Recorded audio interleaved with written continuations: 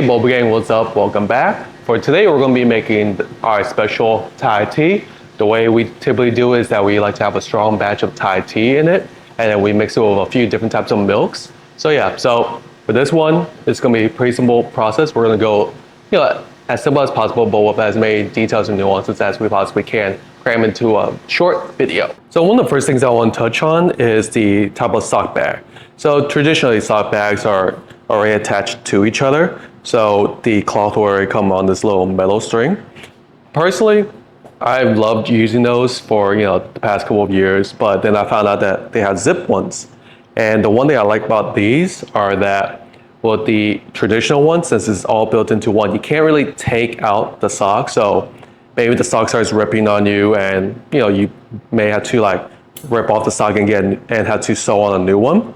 Or the other one is cleanliness. So for that one, what I've seen is that a lot of the tea leaves get stuck kind of like in these little crevices right in here. So when pretend it's zip up. So when it's in there, it's stuck in there, and it's just hard to try to get the tea leaves out there.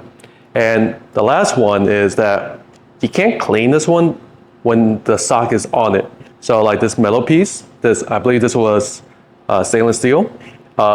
These are hard to clean off when the sock's on it. So I like this one that we found on Amazon, where you can actually just zip it up. Let me see if I could get this zipped up for you all. So you get the zip right here, and you just zip it on that so.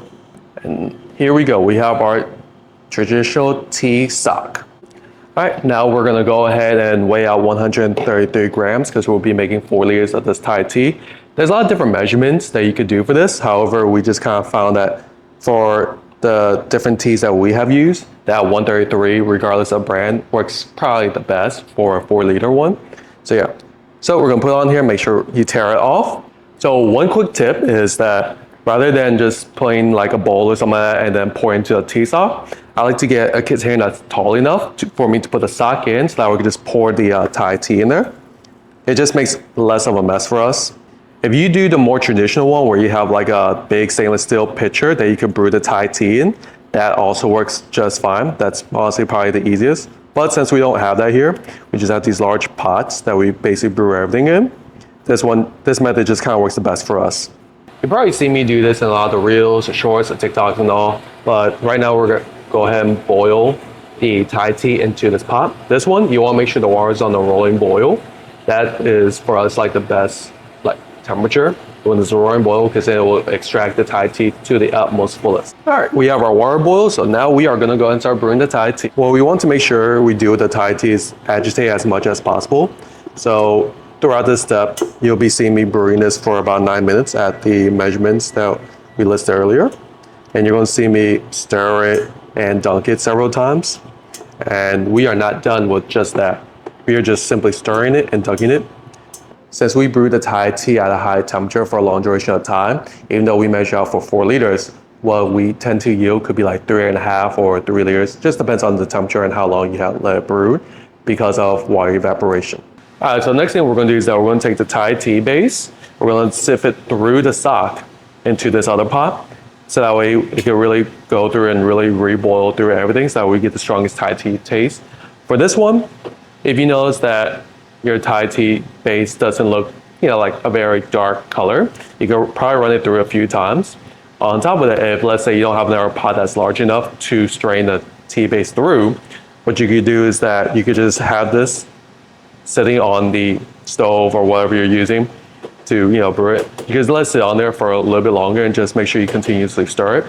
It'll still produce the same flavor profile, however, it just won't be the same as when you run it through the sock. It'll still be good, it'll still be fantastic. It's just, slight tweaks that you have to do when you don't have certain equipment available, okay? So that's enough talk. I'm gonna go and strain this one through. It's still very hot. We've been cooking it at a boil, so yeah. Boom, boom, boom. And when it's in the sock, I just kind of swirl it around a little bit, try to get a little bit out. All right, I'm gonna go ahead and strain through one last time.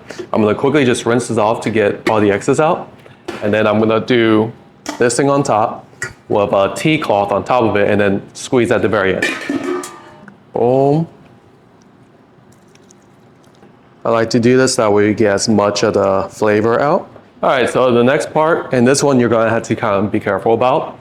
So I'm going to use this bowl and like squeeze it down. There's different ways of doing this. You can squeeze it in multiple different configurations.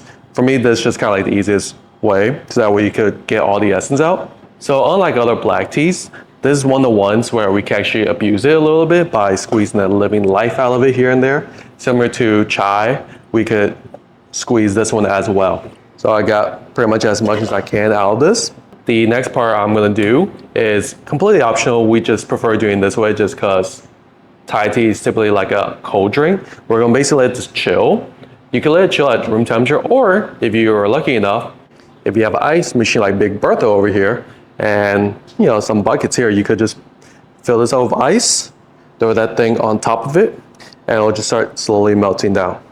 Now that I have it in here, I'm gonna go ahead and start throwing ice. Since our lids have like this little cutout, since it's meant for like the soup, we're just gonna make sure we're careful about throwing ice, that way it doesn't fall in and potentially start diluting the Thai tea.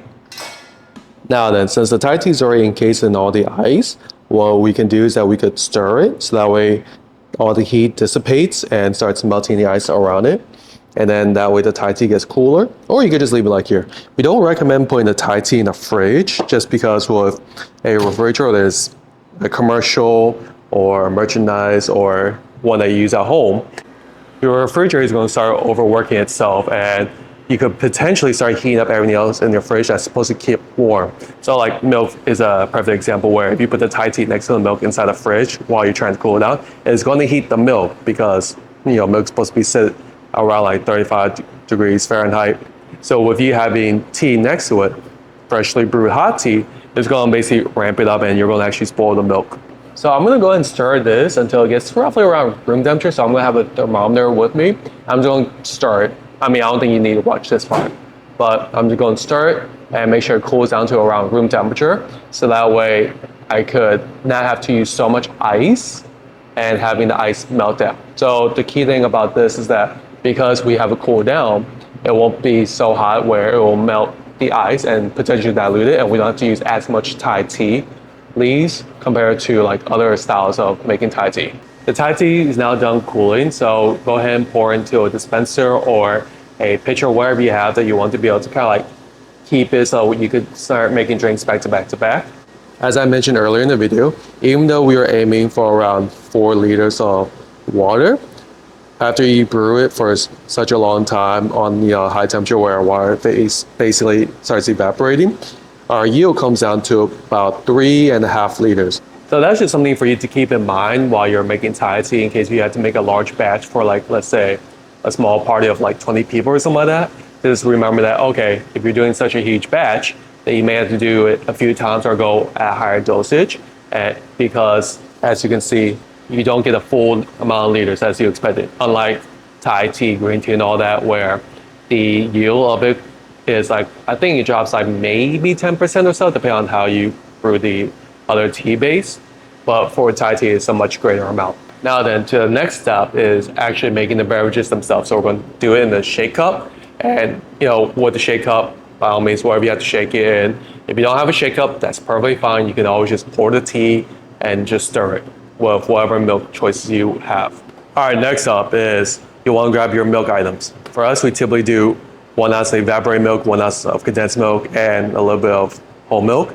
So just grab whatever is your milk of choice. Now then, if you are, let's say, lactose intolerant, or if you're vegan, I would definitely say opt out of these and go with a higher ratio of almond milk or oat milk.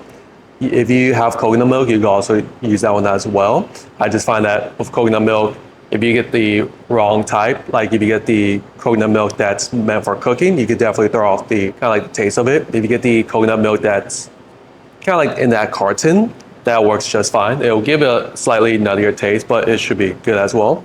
Now that, even though I did mention about not using these if you're lactose intolerant, a lot of my customers, they like having this in there with almond milk.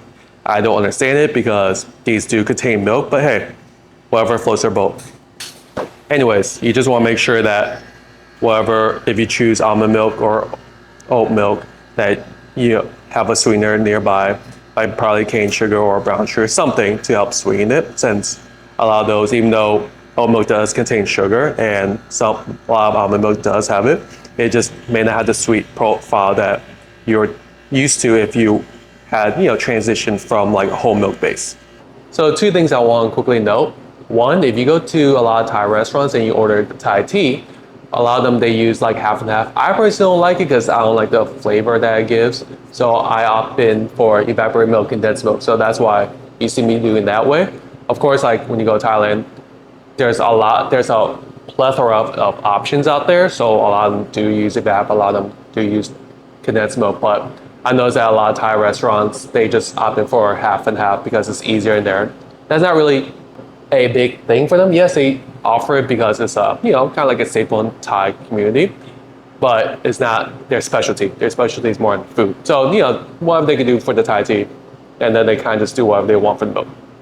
Number two is that you can also make your own ratio. So if you don't like to do, 1 ounce, 1 ounce, or if you want to do, let's say, a different type of, let's say, milk syrup, Chow from Coffee and Tea has a nice walkthrough of the different styles that she makes for a milk syrup. All right, so basically we're going to be making a drink that's 22 ounces. So for this one, it's going to be at 600 milliliters. It's going to be how much your drink is, and when we add tapioca pearls to it, it'll accumulate to the 22 ounces. We normally do like a good amount of ice, roughly around 600 volume of it, and then we're going to go ahead and do the evaporated milk and condensed milk, 1 ounce each. If you haven't measured out how to do the timings very well, you can always use a jiggity. We call these jiggities. The original name for this I don't like, I don't approve of, so we call them jiggities here. One more thing I forgot to note, with this dark color of the Thai tea brew, that is a very good indication that there's a very strong Thai tea profile. I'm going to dispense the Thai tea in here. We're going to go to the 550 line that we have, and then we're going to just top off with our milk of choice. In this case, since we have condensed milk, evaporated milk, we're just going to do whole milk on top. Just fill up at the 600. And now the next fun part is shaky shaky. Let's see if we can get some of that shaky ASMR sound in here. Now then, of course, if you don't have anything to shake things in, you can always, just stir it without the ice, and then once you stir just all the liquids, then you could go get ice and then pour into the cup, and then you could pour the drink inside the ice. Now we're going to go ahead and take out the cap, and we're going to pour the drink. Since I know this is going to basically fit, I'm just going to go ahead and take it off, pour it in. The one thing to keep in mind is that because it's milk, it's going to foam up. So so you could just let the milk kind of like dissipate a little bit before you pour the rest in. And of course, if you're stirring it, you don't really have to worry about the shaking part. And then that's it. You just want to make sure the Thai tea has a nice kind of like dark look to it. If it looks a little too white, then you probably put a little bit too much milk in it. This one is looking like the color I prefer my Thai tea to be. If it's a little bit darker, I love that too, just because that way it gets just as strong. But for this one, it just gives a nice balance of milk to the tea ratio. So yeah, if you're the type of person that wants it even stronger in this, I would definitely recommend either upping the tea base, whether that's adding more of the tea leaves or brewing it longer, whatever method you use for the tea base, and potentially using a little bit less milk. So for this one, maybe if I did like a little less milk, a little less evaporated milk, a little less condensed milk, and a little bit less of the whole milk, give and take, then this one will probably have a darker hue to it. And now here's the absolute best part. Now, of course, you don't have to have the boba in it, but why not? I think it's nice and fun. And if you don't have boba like ready when you're making all this, you can always just get the instant pack ones. Remember, the instant pack ones aren't as good as the type of boba that you get kind of like from a boba shop, but it's good enough. And there you go, a nice refreshing Thai tea from beginning to end.